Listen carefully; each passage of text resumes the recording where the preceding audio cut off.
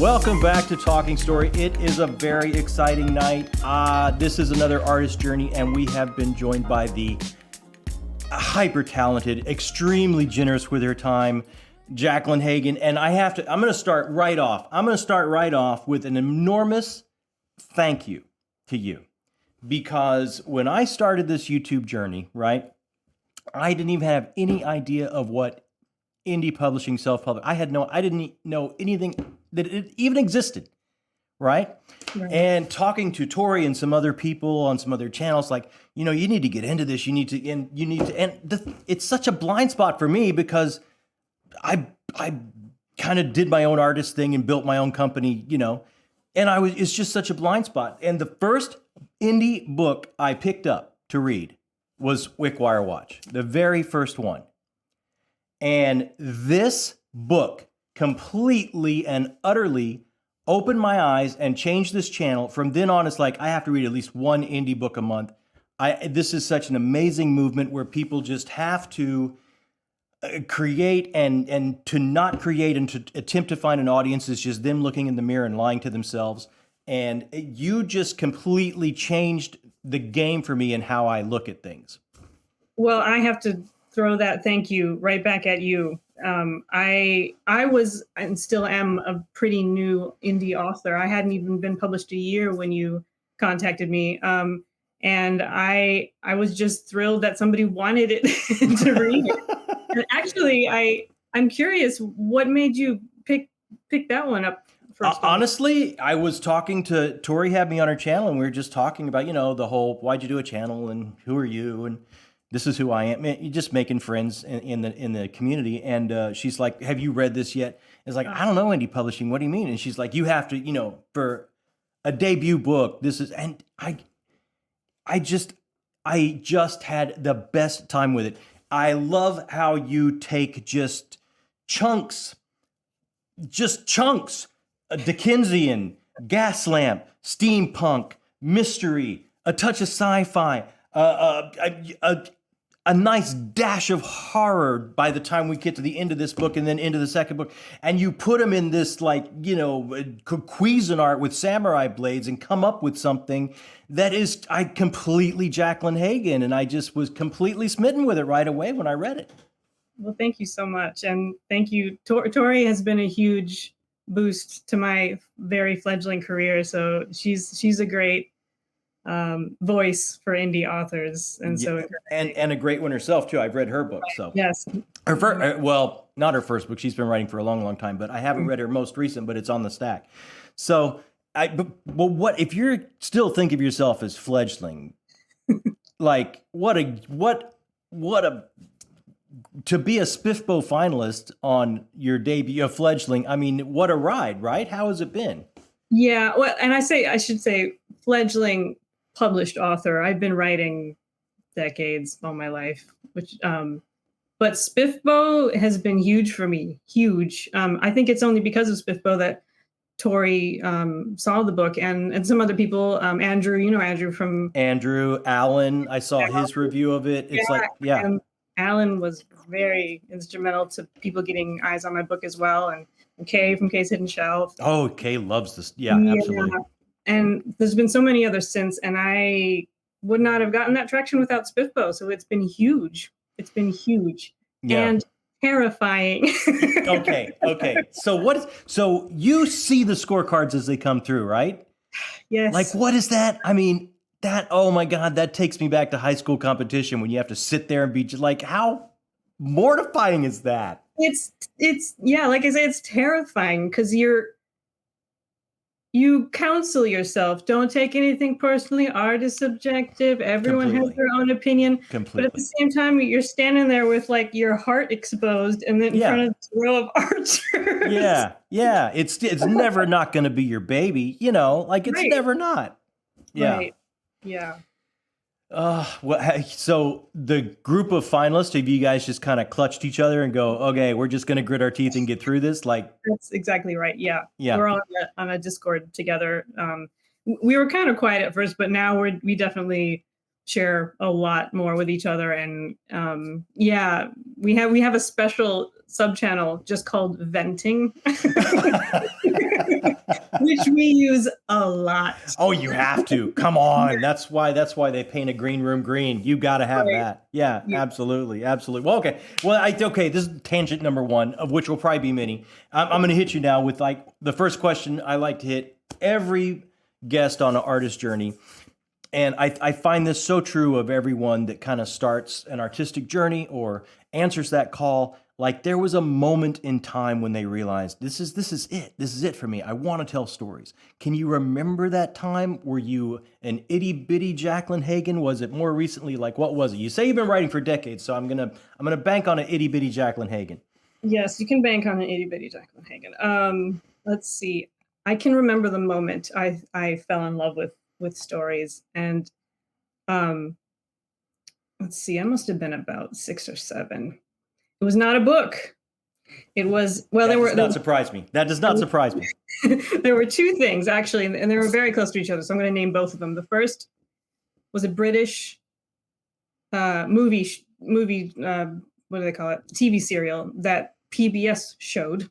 Mm-hmm. And the second one was a video recording of an original Broadway show. Also on PBS. PBS, man. Yeah. So the first one was the BBC production of The Lion, the Witch, and the Wardrobe. Oh, come on. Have you seen it? Yes, absolutely. Absolutely. How old must you have been? Let's see, that was about 98, not 98, 88, 89, around there.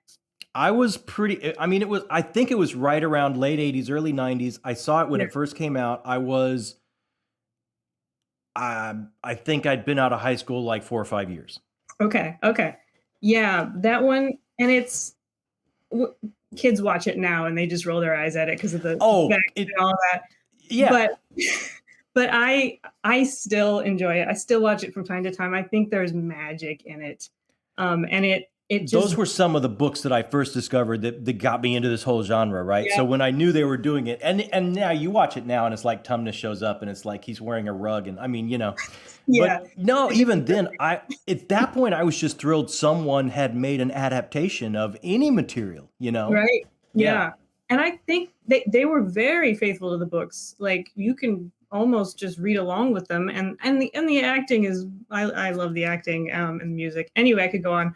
And they did 4 of the books, I believe, they ended up adapting. But that was huge. I was just entranced by that. It grabbed me, and I watched it over and over again. And we rented the VHS until we wore it out. And man, that was huge. And like you, that production is what got me into the books. Oh, so, really? Yeah, that was, and because my mom was like, these are based on books. And I said, take me to the library right now. Yeah. Them all. And yeah, that was huge. The other one, which I believe was very close around the same time, was a production of Into the Woods. Are you familiar with that one? I haven't seen that. And that was on PBS? It was, and it was, I think it was the original Broadway cast, and they just it was a Stephen Sondheim musical, had Bernadette Peters starring in it. But it's about, are you familiar with the premise? Oh, I know the show. Yeah, I know the show. I just haven't seen that production. Okay. But that was another one. It was just magic. And I think I do remember as soon as I saw it, I immediately went up into my room and wrote my own play. I had to write my own. Get out of town. And we put it on my sister. I made, forced my little sisters to, be in the production in the living room and all of that. So yeah, those were huge. And so immediately my little itty bitty Jacquelyn Hagen brain starts thinking, I want this. I want this. How can I be a part of this? I want to be in these worlds with these people. How do you do that? And my first thought was, will you become an actor? That makes sense. That's a tough road, Jacquelyn. I know. Hence me being not an actor at the moment. Yeah, it's a tough road. But that's where I went first. So if there was a skit at church, I was in it. If there was an acting class in high school, I took it. Community plays, a couple of them. but I quickly discovered I was much more of a ham than an actor. Yeah. Um, so that kind of, well, what happened then was that quickly changed into a passion for film, for movies.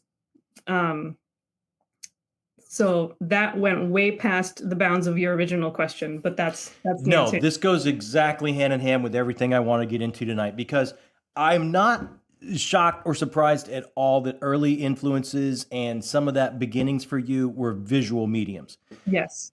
because there's so much of that I get from your prose work.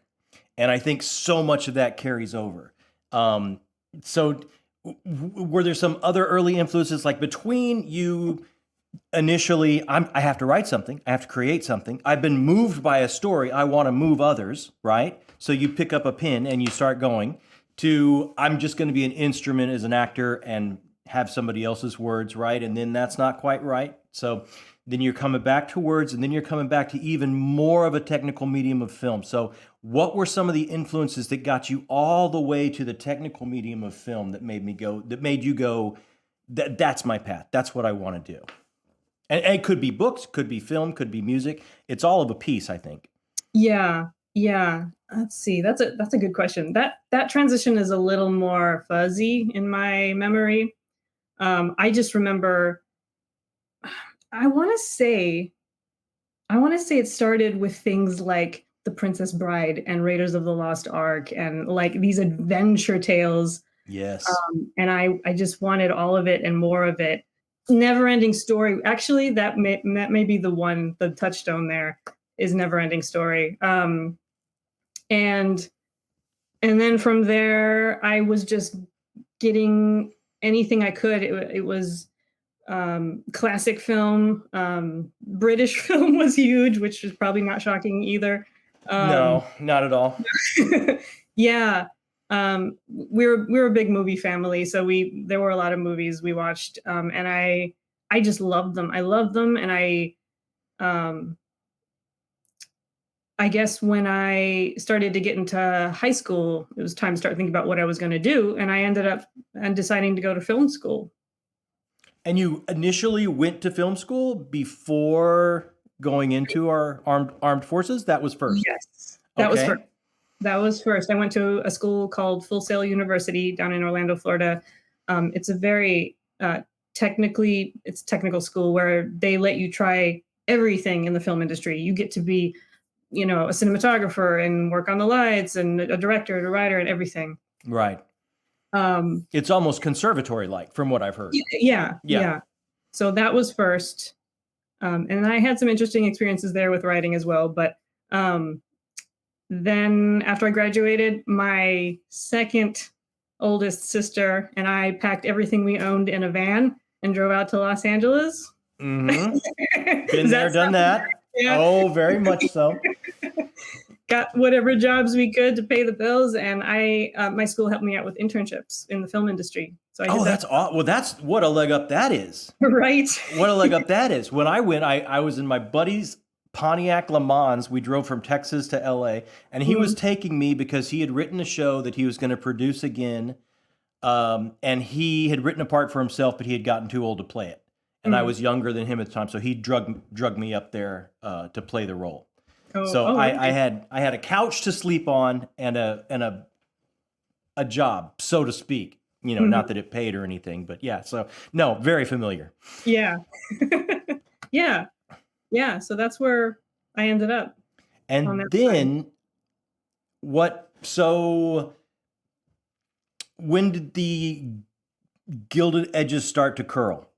Because I find there's two LAs, right? I mean, there's people that their numbers come up, and I knew talented people after talented people after talented people, and it's like either their numbers come up, right? It's like hitting a lottery. Oh yeah. And they move to that, and they go to that other part, or they're still here with us.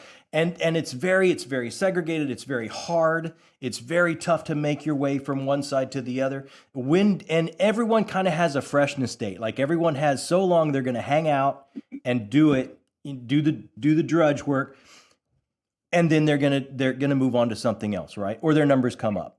So, Right. so what was it? Well, one of the things I guess was I was a little bit aimless in it, in that I didn't really know what area to focus on. I Mm. worked at an editing place for editing company for a little bit, and then there was a studio where I was an intern working in the story development section, which was amazing. Oh, that's Um, cool. and I wrote that was my longest internship, was writing film reviews, which was just spending my free time analyzing stories, what Right? made them work and what I loved about them. All different kinds. All anything I wanted. That the rule was, I could, as long as I gave them something once a week, I could watch whatever I want, write it on whatever I Oh wanted. my, that's amazing. Yeah, it was great. Um, but so I was a little aimless there, even though I liked a bit of everything.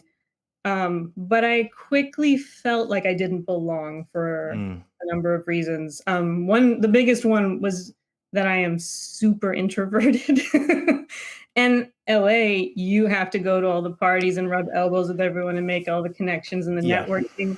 That That just, is so much the gig, man. yeah, You pushing yourself and getting out there, and yeah, that's everything. yeah, it is. It is everything. And I was deeply unhappy with the prospect of it, because it just Yeah. didn't jive with me. And and the school was great because they gave me great opportunities. I mean, at one point I was sitting in an executive's office answering phones for him, and the sun's going down on Santa Monica Boulevard and the palm trees. Like, it was like this idyllic moment where, like, how many film students would kill to be sitting where I am To sitting. be right there. Yeah. Yeah, but I was miserable because I felt like this is not the place for me. Even though Hmm. I still loved stories, I just felt like there were too many barriers, there was too much politics. I Oh, didn't like LA itself because I don't like big crowded cities, and hmm. so it was difficult on a lot of levels, but I am still very glad I went. I got so much out of it. It was a great adventure. So I see a couple interesting building blocks here for what I've read. Okay. Okay. Um, Analyzing all different types of story that you love and taking little bits and pieces kind of maybe led to some genre blending, which I feel you do so well, which makes you singular in my book, right? Oh gosh. I bet you say that to all your indie authors. Yeah, no, because they don't do it like you. They don't genre blend quite like this does. Oh, And then also the whole point of doing the rat race in LA, there's a certain amount of when you're out there and you're glad handing and you're playing the game and you're networking, that you're giving up a little of yourself and you're giving up a little bit of control as to the stories you want to tell. yes, that's huge. That's huge, right? You've got to give up a little bit to get a little bit, and that for me, that was kind of one of the thing that kind of wore me down. And when I left, I went somewhere and formed my own theater company so I could tell the stories I wanted to tell, right? And Mhm. and maybe I see your journey kind of mirroring that a little bit. Like you got to the point where, you know what, I want to create the worlds I want to create. I'm going to take all these pieces and these building blocks and what I've done, my life's journey so far, and build what I want to build. That did come eventually. There were still many years of searching between then and when I started to write it. Really? Yes. And what were those? But before I say, I just want to say, you talking about you going off and starting a theater company, that makes you an indie creator, It does. And doesn't it? that's why I was so, oh, you have no idea. Yeah. Oh, I mean, we had to find an audience. We had to do so many of the same things when we built a company, right? Oh, And man. that's why I'm Yeah. completely embarrassed that I missed this amazing movement of indie No, writers. I missed it right up until the second I entered it, And almost. entered it yourself, right? Yeah, like it's only in the last few years that it's become a much bigger, more prominent thing. So And don't I feel bad at all. and I Not at think all. I love that this time and place that we're in gives so many different avenues for creative success. Yes. Because I see it as a time where not necessarily our schools are not doing it for young people, but Right. as they grow older, if they want to tell story, the internet is such an equalizer, and the networks that we have now that you don't even have to leave your small town, you don't have to leave your bedroom to create. You Right. can get your story out, which is crazy, right? Yeah. Yeah. And perfect for introverts, as a matter of fact.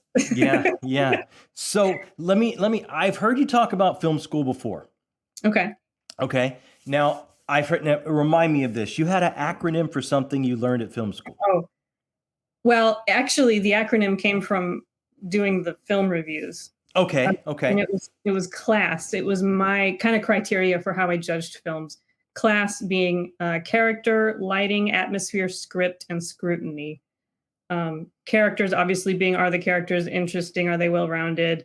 Lighting and atmosphere being very similar. I really learned to appreciate atmosphere, especially when it was done well, and I carried that with me a long ways.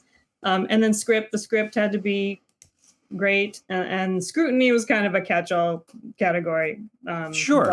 If you don't have an audience, you're in a void, right? Like someone has to, you've got to give that give and take from an audience, and that's where the lightning in the bottle happens. I love that you stopped and you pointed out lighting, right? Yes. Character, lighting, atmosphere, and those two are of a piece. Mm-hmm. Now, I'm going to put my glasses on, and I'm going to go to something that when I was reading this just completely struck me, right?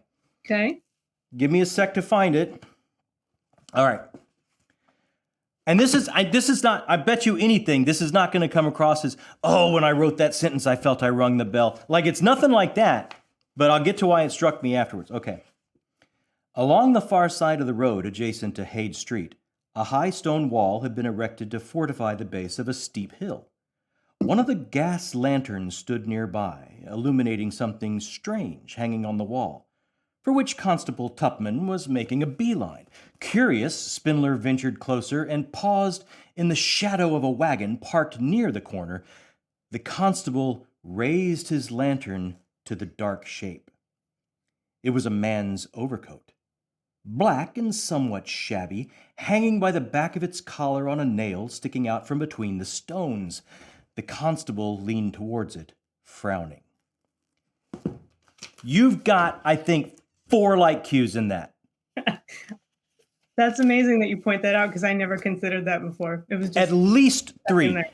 At least 3. When I was watching, I think when I read this, I didn't know so much about your filmmaking background or theater background. And I'm reading that, and it's like all the time in the theater, and you know this from your time there as well, right? If you want to get an audience vision somewhere particular on the stage, you set up a special and you hit it with light, and everyone goes, and looks where you shoot the light, right? Mm-hmm. And I'm reading this and I'm going, she's shooting special. Like, you've got the sun coming up and the gas lamps are going out and the shadow of the wagon, and then the lantern gets held up to what this clue is in this murder mystery that we're just starting out. And it's like she's using light and shadow to build an atmosphere as if it's on film. Mm-hmm. Film noir. That's Humphrey Bogart could have walked into that scene, couldn't he? Absolutely. So I love how you take where you came from and you inject it into the prose. It's so cinematic and it's so visual, and it gives you such an atmospheric moment and piece. And I think this is like page, I don't know, it's within the first 10, I'm sure, right? Mm-hmm. Or I believe so. 12, You're transported immediately. You have a feeling of place, you have an atmosphere of tone, and it's all reliant on character, lighting, atmosphere. It's those things that you brought with you, right? Mm-hmm. I love that. I love that. Is that cognizant on your part to make something, does your prose just flow that way from your background, or are you cognizant of crafting it in that way? I would say it's a mixture. When I wrote that scene, I definitely wasn't consciously thinking, okay, do I have all the elements? A lot of that is just subconscious at this point. But there are times I think, am I injecting enough atmosphere into this? How can I make this more interesting? That kind of thing. Yeah. Yeah. So it's something you watch for. But I think from that itty bitty Jacquelyn Hagen that first started watching visual medium and went from plays to acting to filmmaking, I think it's in your creative DNA at this point. Oh yeah, absolutely. Yeah, I have to tell you, I'm a big fan of it. I absolutely love it. It transports me, and it gives me such. I'm a visual reader anyway, so I see kind of everything, and I'm almost positive I'm seeing what you see, which is that special moment when you're reading something and you're really hitting with an author or a creator or a storyteller, and it's like, I think I'm seeing exactly what she wants me to see. I think I'm seeing what she sees, Yeah. And I absolutely love that. So I want to back up here just a little bit. And you said you had some years between. Yes, I did. Okay.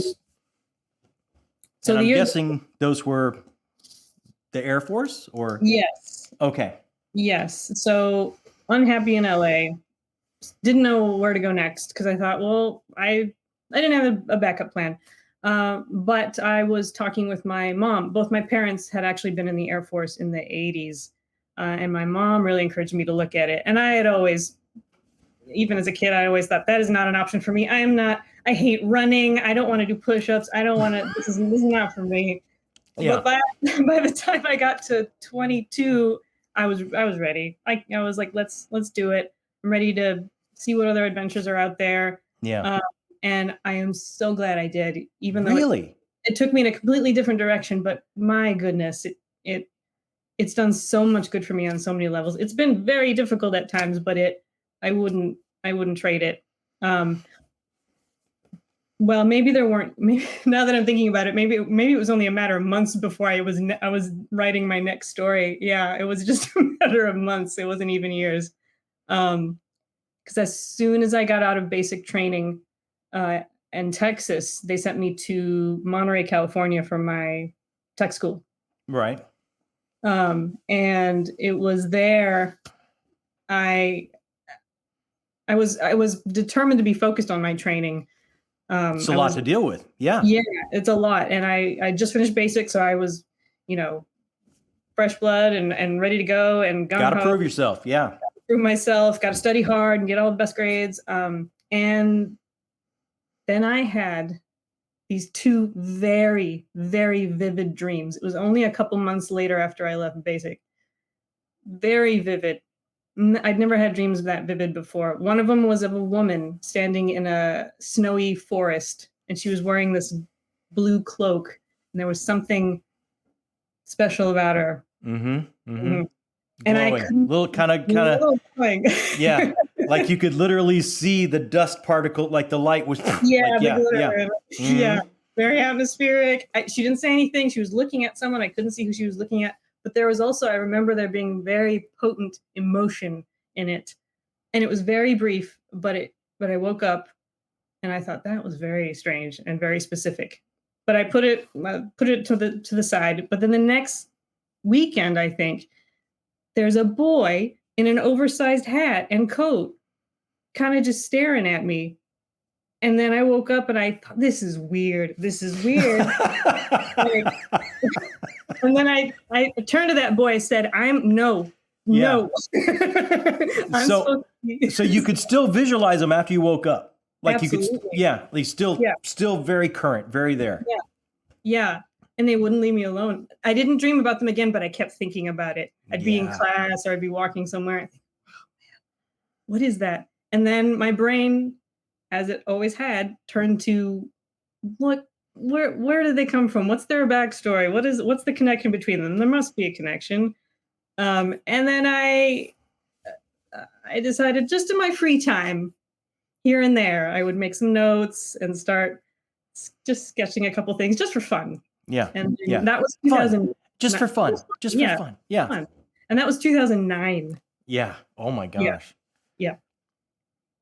And so, it was only a couple of months. It wasn't even years. So Wickwire was finished after how long after that start? Finished. That's a strong word, John. Finished. Yeah, I know. Well, what's a little better? Abandoned? Like you finally said, I'm writing the end this time for real. It's hard because it took a while because I wasn't dedicated to like, I'm going to sit down and write this book. It took a long time to eventually, I guess, finish the first draft. I would say it took me a couple of years just because I was focusing on other things. Sure. But then after the first draft comes the next 12, Yeah. I mean, editing and rewriting forcing all my siblings to read it and my mom being gracious enough to read it and all of that. And then I just kept going, 2, 3, 4 books. I just kept writing. And long story, a little shorter, I didn't publish it until 2022. So that was... Is because you were still tweaking it or because... Because I had there was a point in time where I was trying to find a literary agent. Okay. So you did attempt trad in the beginning. Did. Okay. I did. Somewhere in the middle years, I did. There's this book called Writer's Marketplace where it lists all the agents for all the genres and subgenres. It's a huge thing, like a phone book. And I got that every year for a little while and sent out mail, letters and emails. And I got a couple bites from a couple agents who were interested. Really? And they said, send me your manuscript, at least three. You know what? That really gives me hope, because I would just be flummoxed if you had something like this and you never got a nibble, you know? I did get a couple of nibbles, but never more than that. Nothing ever really came of it. And they don't tell you why. There's, a million reasons it doesn't work at the time. But I also wasn't dead set on being traditionally published or publishing at all. It was fun. It fulfilled me. I was willing to just do it for myself, just for the pure fun of it. And after a while I thought, I'm not going to keep beating my head against the wall, sending out these queries to these agents. Like, I'm good. I'm good with just having fun with it. Yeah. So that went by the wayside. And then, where was I going with it? Oh yeah. So I did try traditional publishing for a little bit. And then let's see, it was 2021, I think, when a friend in Texas, I was there at the station there at the time, he said, why don't you consider publishing it yourself? And I immediately went, no, come on. They're not real writers, like that's cheating or whatever. I have the same bias. I thought nothing of it, but he said, no, it's a whole thing now. You should look into it. And so I started listening to some podcasts and reading some articles, and I was amazed because I had no idea, like you. This was 2021, and I have no idea. I hope that guy still gets a birthday card from you. Like what? He's got his name in almost at the very bottom in the most important section of the acknowledgments, so he's there. I mean, what an amazing friend. What a solid this guy did. So you're stationed in Texas. We've gone through, we mentioned tech school, we've mentioned basic. This friend was a friend in the Air Force. I just want to touch base a little bit here because it's important to me. So I'm not going to go too deep into it, but I know your job in the armed forces entails language and different cultures and things of that nature. And I just want to touch there because, again, I see another building block with this. One of the things when I read Wickwire Watch that completely connected with me, because I'm all about the story that makes us us, like I feel like that's what we are is a story. We all share it. It's in our gestalt. It's in our DNA. Like in this, we understand in this country, our experience of remembering D-Day and JFK and Robert and MLK and 9/11, and there are these things that make us who we are, and it's a story that we tell ourselves to bring us together and make us a people. Yeah. And when I'm reading this, I absolutely see that reflected. Like I love a rich fantasy world with atmosphere, but at the same time, it's got that social mirror if you're looking close enough that you can see yourself reflected back. And not even just the story of what makes us us, but then that story used and twisted through the use of propaganda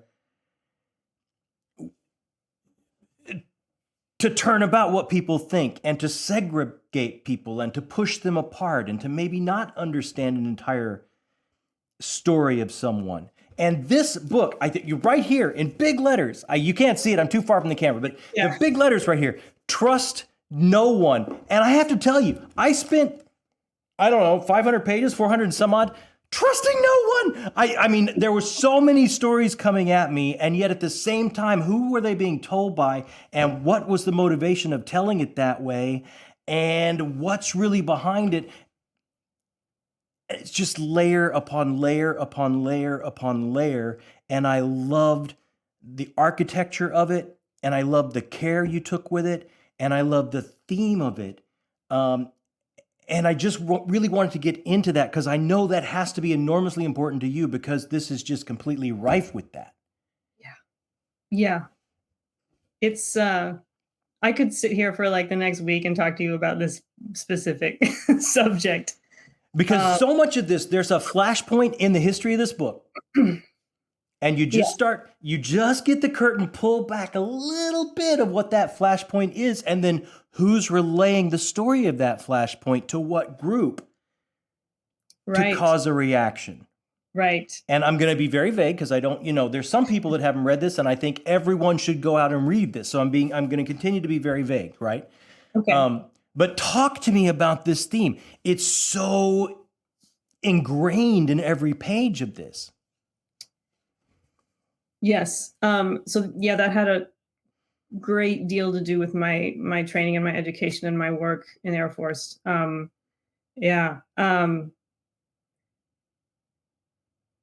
It's almost like I got to see things from the other side of the curtain or the other side of the glass in a lot of ways. And it just kind of, it appalled me on a lot of levels, actually.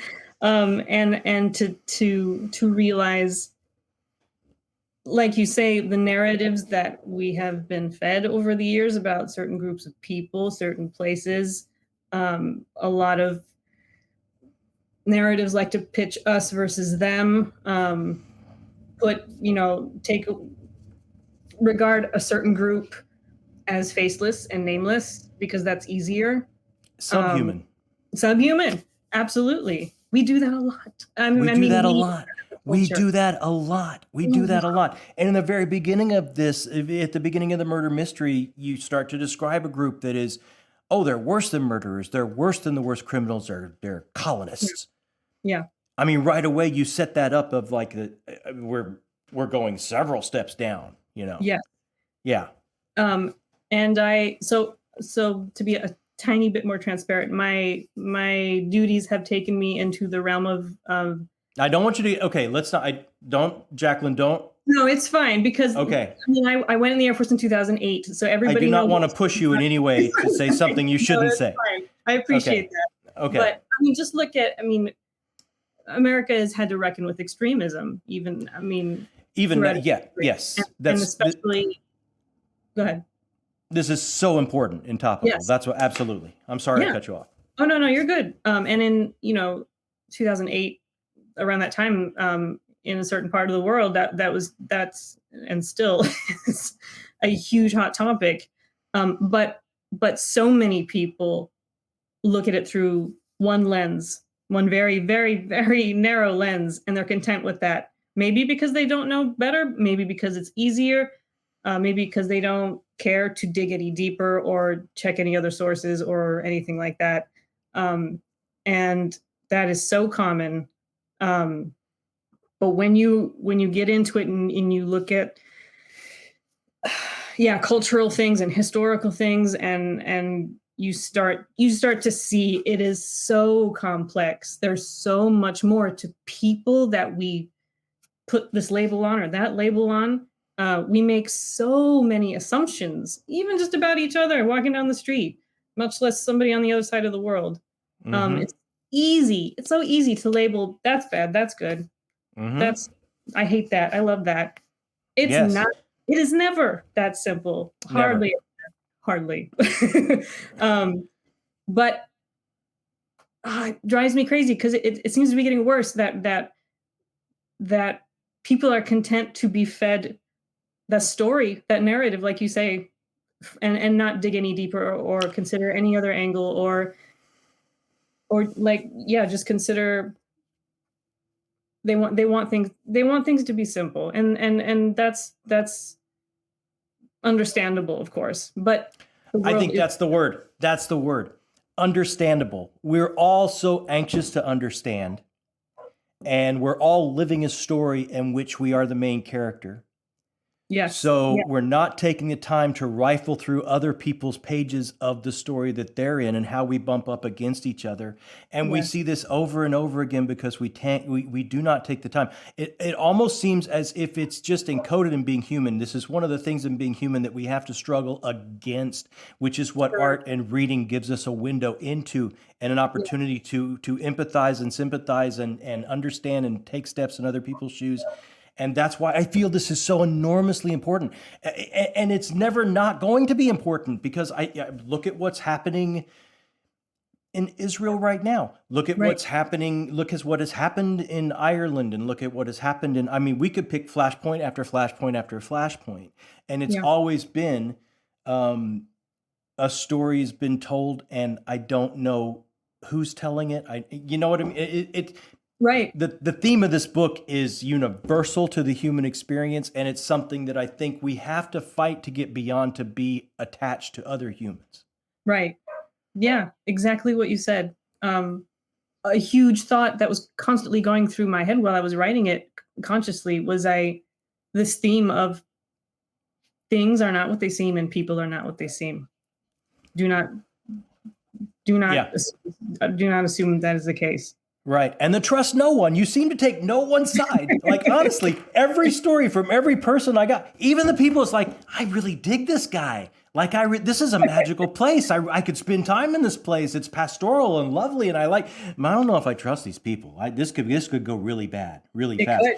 And the amazing thing you do is at the center of this maelstrom of this untrust swirling all around, you put this delightful little scamp that we all attach to, this Dickensian overcoat, too big of a hat little scamp that's in the middle of all this, that you can connect yourself to, if nothing else, right? Mm-hmm. So that's that first letter, character.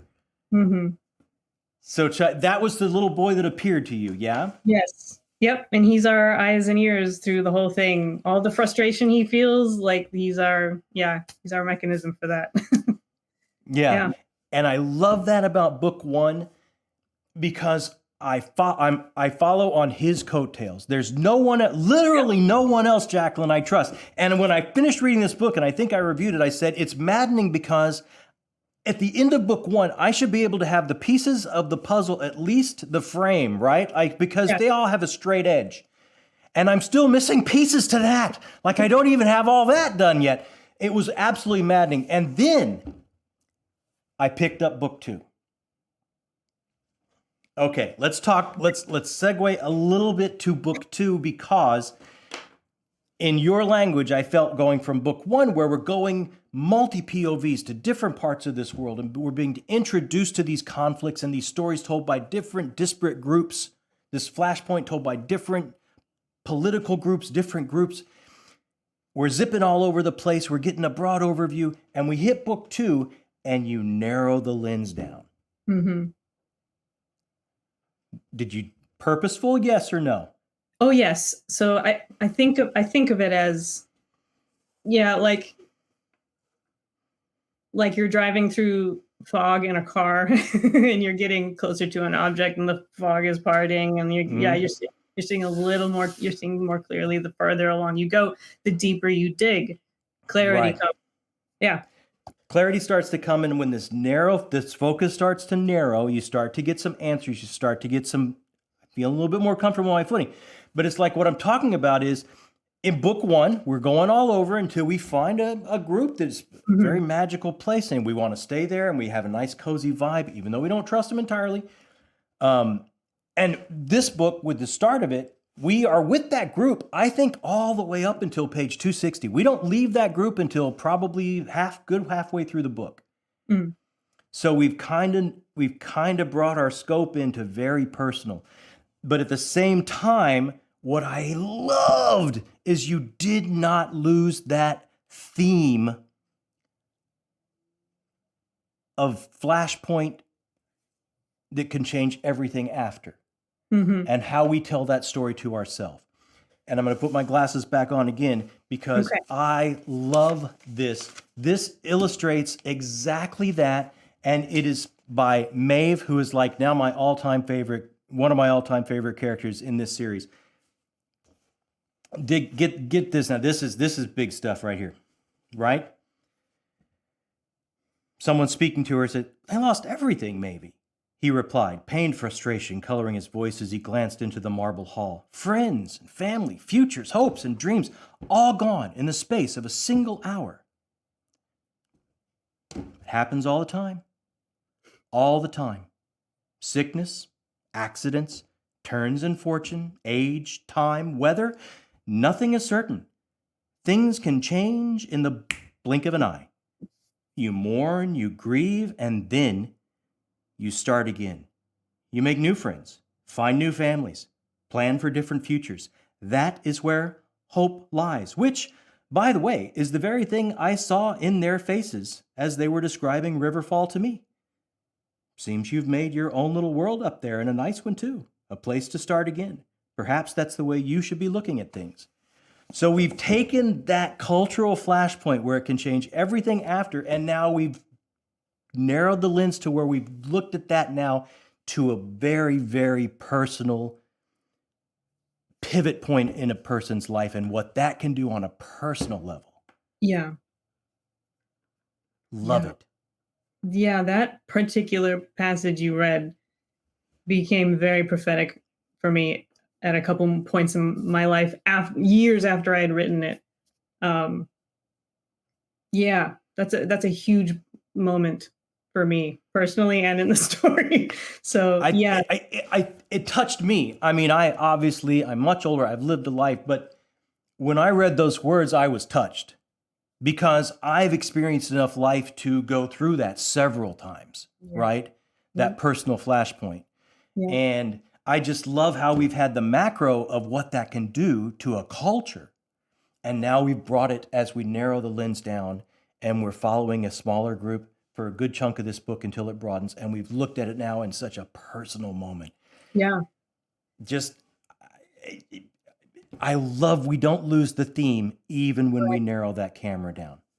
Well, hopefully that's what we were talking about, not taking things at face value, not taking things for granted, not assuming things about a particular culture or people or group. When you decide that maybe there is more to this and you start digging deeper and going into history and culture and all of that. Well, what happened for me is that it did drill down onto a personal level. I started making friends with people and I started and you find they lose. You find they love and they lose and they live and they're no different. They are no different. They are no different. We all want the same things. We're all just a squirrel trying to get a nut. We're just trying to get through the day, right? Like, yeah. I mean, Jacquelyn, that is, I can't think of a bigger theme. I can't think of a more important theme in the world we live in right now than that. And right. I think your work is not only vibrant and fun and atmospheric, but at the same time profound and has something enormously important for a reader right now. Well, thank you. Thank you. There's a lot I've carried and then I've expressed in that book, the series, with just what I've learned and what I've seen. That reminds me of another moment earlier in book 2, where there's a crowd of people waiting for the airship to come in, and they're celebrating because Mr. Bassett's dead. We got one, right? We got one. Yeah. And I very much share the sentiment that Saharine has, which is I can't celebrate death. You as a human soul, no matter how wretched that soul, I can't do it. Yeah. And it's I've been reading. I've really dived into a lot of fantasy books recently that are kind of more recent fantasy books, I guess, and it bothers me when, how do I say this? Oftentimes, soldiers, guards are faceless bodies. Their deaths are inconsequential. They're there to be a body, to be killed for whatever reason. They're disposable.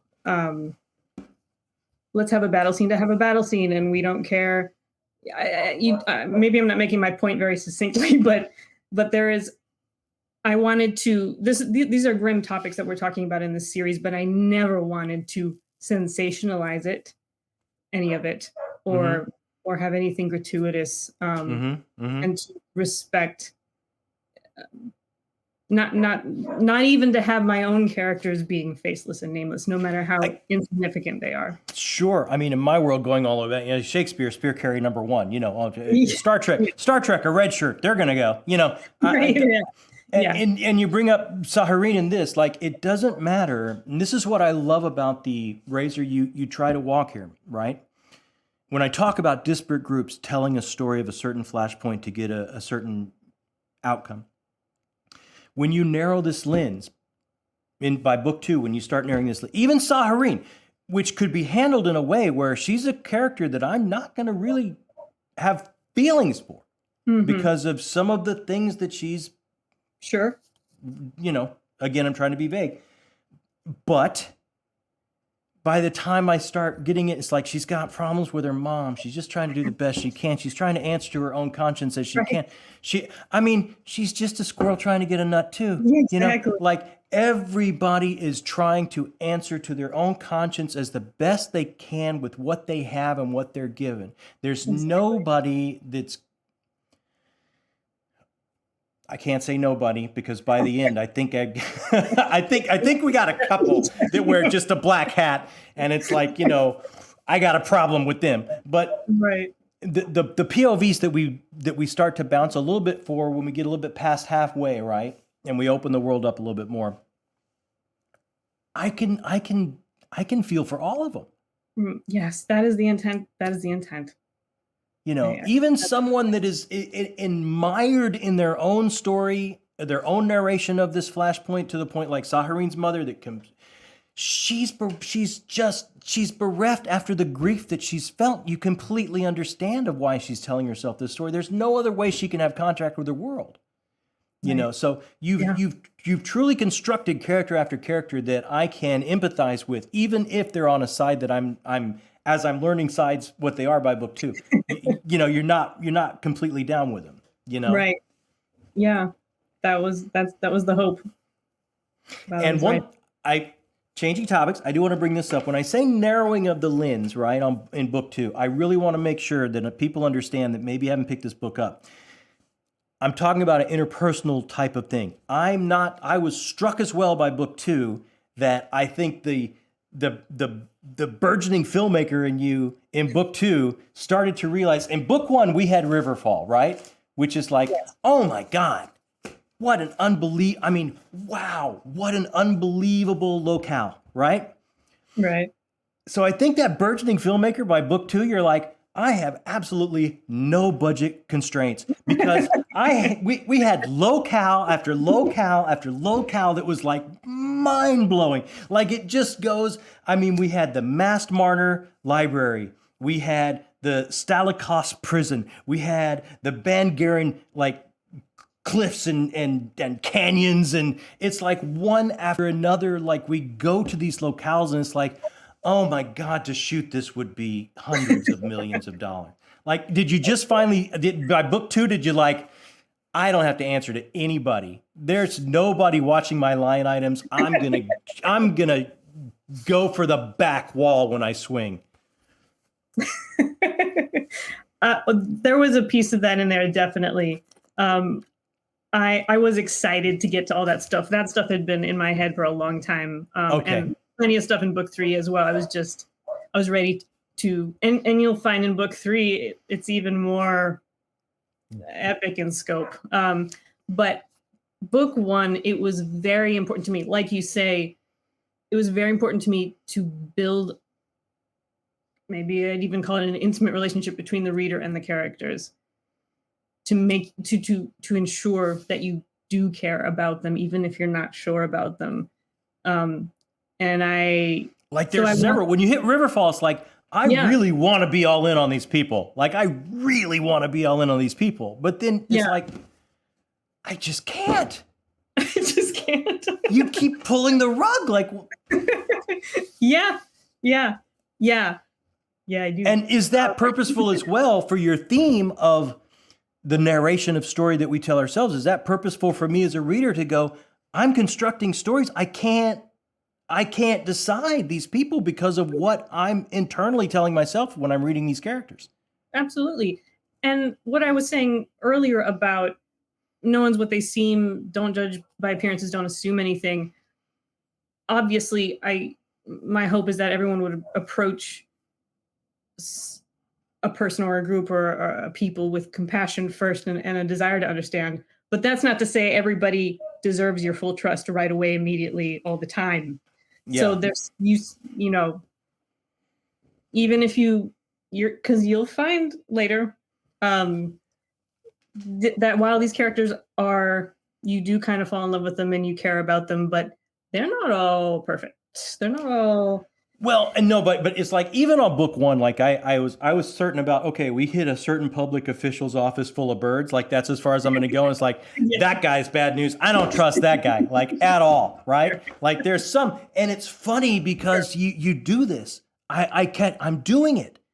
I'm constructing a story for this character before I really even know his story. So I'm doing the same thing this book is telling me, this theme is telling me. I catch myself doing it through the story. You know, it's natural, like you said. It's human nature. It is so encoded. Absolutely. It is so encoded. Yeah. I want to now. I went back and forth on this. But I have to do it. Do it.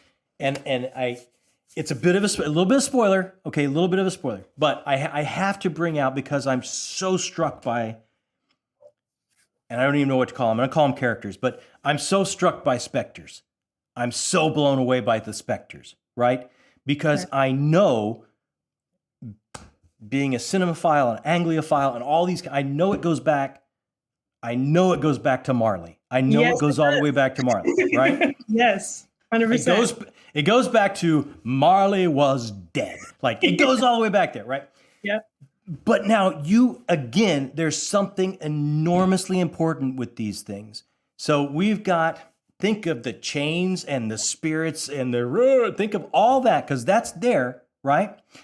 But think about their attack vector is these insidious little voices in your head of self-doubt and self-deprecation and tearing yourself down from the inside, which is something that I think social media, and here we are on social media, I think it is so everywhere today, and so many young people are dealing with it, and I'm just struck by the old meets the new in these type of characters.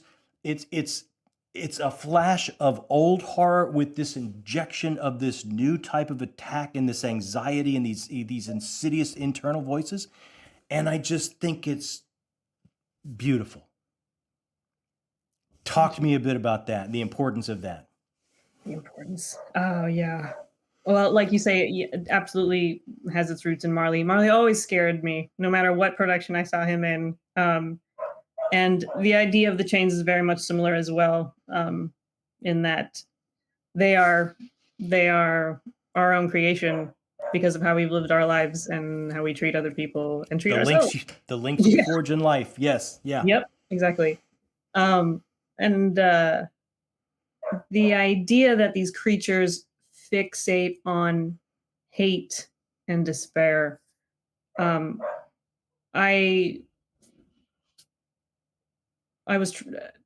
chose that because I think those are obviously two of the darkest forces that are in our world and that we are struggling with on a daily basis and getting magnified on things like social media, like you say, and TV and the news and everything. Everything. Just commercialism, marketing, comparing ourselves to something that is completely unattainable. It just spoke to me on so many levels. It's like, wow, what an amazing throwback, and at the same time, culturally important enemy. Yeah. And it was important to me that this not be a creature you could kill with a bullet or just chop off its head or put a stake through its heart. Yeah. Because we can't do that with the voices on our own heads and in the world. It takes inner strength and inner light, for lack of a better phrase, and to fight it from what we carry within ourselves. It's deep. It takes community. And absolutely, yes. Community. But again, I don't want to ruin anything, but by the end of book 2, we find out, even if you've got let's say a silver bullet, because I don't want to, ruin anything. Even if you've Right. got that way to confront these beings, it still takes will and connection and community to possibly Yeah. do that. And even if you can do it, again, the clarity is fleeting. It does come back. It's a never ending battle. And Yes. yes, and it's Jacquelyn, there's so much of this that speaks to our current lives, and it has such a beautiful social mirror aspect. And at the same time, you've created something completely singular through the genre blending of the world building that you've done. And I really, really enjoy it and appreciate it. I hope I hate to gush, but I just can't stop myself from that. Thank you. I do want to bring up now that in book 2, you got to talk to me about this, that delightful little scamp that everything swirled around him in book 1, but he was our center, right? He was our everyman. He was our Jimmy Stewart. Like, if there's one guy I can connect to, it's Inkwell Featherfield, right? So by book 2, I'm starting to see people are doing the best they can, even people I maybe don't like that much. They're answering to their own conscience. They're trying to get by best they can. They're dealing with a lot. Our delightful little scamp is the one person that seems to be playing every angle he can. Like, he seems to be the most, he's becoming such a truly, and I'm not saying things are easy for him either. I can see why it's happened, but he's starting to become a pretty untrustworthy. I mean, he's got himself in some deep straits here of what he's having to do, and how he's trying to deal every person, or trying to keep his head above water, and he's starting to become what we thought everyone else was in book 1. It's funny you say that, because obviously I'm drawing on a lot of influences when I was writing these books. Obviously, ink is very heavily drawn from The Artful Dodger. Yeah. And that's by design, because I always thought Dickens should have made Dodger the main character and not Oliver, because who cares about Oliver? Oliver's a little sappy. He is a little sappy. But another idea that struck me that I wanted to work into the narrative, and I hope this is not too spoilery, it might be a little tiny bit, but not after what you've just said. So another conscious decision I wanted to work in was, what if I write Treasure Island, but the kid turns out to be a little more nasty than the pirates, or at least more untrustworthy? So I wanted to play with that. But I mean, I'm still all in on Inkwell. Like, it's his journey that he's having to overcome everything thrown at him that is putting him in these straits, right? So again, everyone is trying to do the best they can. Yes. To possibly get by. This last thing that I wrote down here, and I don't even know how to bring this up, but I think I just the last thing I wrote is, like, book 2, like, cliffhanger much? Oh my God. Like, I know, it's terrible. It's terrible. This is such, like, okay, I know immediately when you said some of your influences were like Raiders and these great adventures, and it's like, yeah, of course they're the frickin' Saturday afternoon serials, because you left me hanging. Like, beyond left me hanging. Are you kidding me? You know how to move paper, girl. You know how to sell books. There is nobody that is not going to go pick up book 3 after they finish book 2.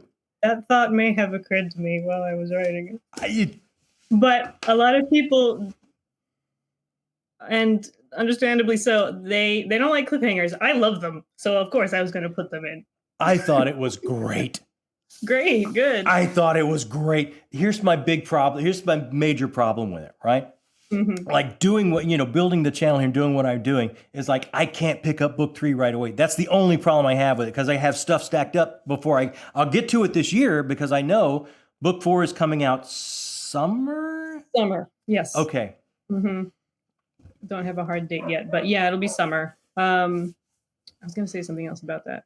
Oh, just to point out again that I do. It's shocking cliffhanger. It's it's shocking. Appalling, but I didn't do it just for the shock value. I wanted to. I'm not a George R.R. Martin. No. There's again, you find someone by the end of this that has a black hat. I mean, there's a couple, obviously. I There are a mean, couple. it's like, I love Buffy. Because So that's like, true to life too. yeah, your season Yeah. of Buffy, you got your big bad, and then but there's a couple that wear a black hat. Like, there's no doubt, and it's like I love him too. Like, what a great black hat, right? But I loved it. I 100% think in book 3 we're gonna find out why and the fallout, and but Mhm. it's shocking. I mean, It it is shocking. Yeah. So let me ask you. Like, what was it like to write that? When you were writing that, were you like, Yeah. Yeah. I still, when I had to read it for the 18th time when I was formatting it, I was still like, oh, I have to go through this again. I have to yeah, go through this again. Yeah. Oh no, it tears me up too. It hurts me just as much as it hurts you guys. well, it's all better now, Jacquelyn. Oh yeah, yeah. It's all right, right? Let me ask you though. Sure. You mentioned liking Mavie a lot, but what? I'm just curious. Who are your favorite characters? I mean, come on. I'm like you. I love that Saturday matinee swashbuckling adventure. Oh, yeah. I got to go Caradoc, right? Like, you have to. Okay. Like that Okay. tortured hero, that last knight errant that's drawing a line in the sand that says, "This far and no further, I will stand between you and the ones I love." And it's like, I got a soft spot for that every time. So absolutely. And what was driving me somewhat insane in book 1 is that I felt I couldn't go all in on him. It's like, Right. like this story could be, and it's like, I by book 2, I don't know. You very well could pull the rug out from under me, but I gotta say, I'm all in on Caradoc Okay. and Maeve. I think Maeve to me is that, God, it's that Oracle character, like, Mm-hmm, mm-hmm. you gotta make the quest. You gotta stop at the Oracle to not only understand what the quest is, but who you will become going on it, Yeah. And I love the torture. These characters are the baggage they carry. Yeah. The baggage they carry. And even by book 2, Inkwell is carrying an enormous amount of baggage. Well, by book 1, I mean, an orphan story is rough. So even from jump, right, he's carrying a lot of baggage, right? But all of these characters have so much baggage. And I love that because, like I say, a bit longer in the tooth, I love someone that's been on a bit of a journey. I love someone that has some scars. And I love the tropes as much as everyone, but sometimes the farm boy that has to ascend past his station to reach his great destiny, that has a slow start for me sometimes, because it's like, let me get to where he's got some scars on him, Yeah. Yeah. I feel that way very strongly too. Yeah. So I gotta go Caradoc. I gotta go here Caradoc. Okay. Especially by the end of book 2. Like, I'm all in. Yeah. Yeah. Okay. Okay. Yeah. So coming summer after Blue Flame is, it's called The Sundering Hours. The Sundering Hours. Yes. And so what process are you editing? You're in a last rewrite. Where are you at? Let's see. I'm in the 6th edit. I'm in an edit. It's about to, it's about to go to my editor in England for the first couple of rounds with her. And I'm planning on July, maybe August for the release. So you got some time. Okay, I'll be caught up. My goal is to be ready and caught up by then. Okay. So your editor, now tell me, this is more than a line editor. She's a long form editor. She looks at character arcs and things, or you do that by alpha and beta readers, and she's just like a line editor. Like, how is it? What's your process a bit like? So I do have an alpha reader that I give it to first, and then a small group of beta readers, and they do help me with the big picture stuff.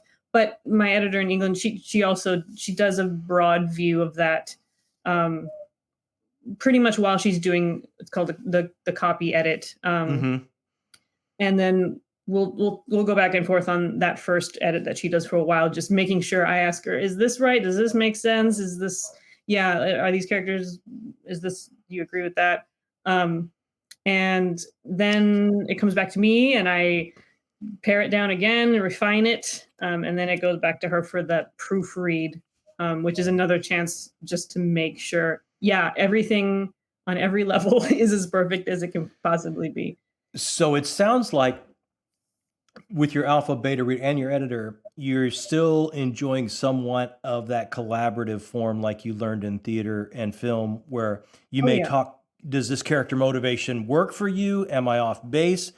Do you not see the character doing this? And you'll take that type of input. So it's still collaborative, you're finding. Absolutely. And I couldn't do without it because it's easy to lose confidence sometimes, because in book 3, there's a particular choice I decided to make with a couple of characters in their storyline, and I knew it was going to be risky, and I knew it was going to potentially upset people. So I wasn't sure about it, and I that's something I harped on with my beta readers and alpha readers, and they were like, "It's great, keep it in." But I was still nervous, and I sent it to my editor, and I didn't say anything to her ahead of time, but I was waiting for the feedback on it, and she says, "I cried." That's all she said. I cried. That's so great. Like, that's yeah. That's what I needed. Yeah, that's what I needed. Yeah. So it's staying. Oh man, you're killing me. You're Even killing me. And some people have hated it, but a lot of people have loved it. So it was a risk, but I couldn't have done it without my editing team. I'm telling you, you're killing me. And I can't pick up book 3 right away. Like because now I just I really want to know what this is. But just do a mind wipe, do a brain wipe, just forget what I said. Yeah, sure. Well, at my age, it is Etch-a-Sketch. I'll turn it over, and by the morning it'll be shaking real good. If you remember what Etch-a-Sketch is. Oh, I played with Etch-a-Sketches, yes. Okay, all right. Absolutely. Okay, all right. So every time I get in front of a camera, I say something that carbon dates me. So it was Etch-a-Sketch tonight. Jacquelyn Hagen, I cannot thank you enough for being so generous, not only with your time tonight, but with your copious amounts of talent. I have to tell you, you've completely destroyed my TBR by opening up an entire movement to me, by you being the first gateway book into indie publishing that I ever read, and I will never forget that. And I will always thank you for that. And I will always thank you for your work. I think it's important. I think it's profound. I think it's fun. I think it's atmospheric. I think it's cinematic. I look forward to every book coming my way. I absolutely do. And I just thank you so much for your work and the time you gave me tonight here on the channel. Thank you so much, John. Thank you. I'm more than happy to talk to you. And I really appreciate the deep dives you do on all these books and these authors you talk with. And that's invaluable. Story. It's a joy. It's a joy. Yeah. If you had told me like I would be able to sit down with authors and talk about their stuff, like I had to go, oh, come on, stop it. Never. I mean, I would have said the same about talking with people like you. Yeah. There's so much of the internet that I absolutely love. And this is part of the good stuff, you know? Yeah. And like I said, there's been a lot of darkness and hard times over kind of what I've had to deal with in the past couple of years, but art is one of the few ways that makes this world a better place almost every single time. And the more we create it and share it, that's invaluable. Thank you. I said something not long. I was on Joanna's channel, and I said, I think on the physical plane that we're mostly made out of water. On the spiritual plane, I think we're mostly made out of story. And I think if we take the time to rifle through the pages of that person in front of us and learn their story, how invaluable of a use of time is that? Not only to get a story, you're filling up your vessel with more story from someone else, and you're going to learn something about yourself and something about somebody else as well. And it's going to change your worldview. And I think your work is a step towards that. So I can't thank you enough. Thank you, John. I appreciate that. You got it, Jacquelyn. Thank you so much for the time. I really appreciate it. Of course.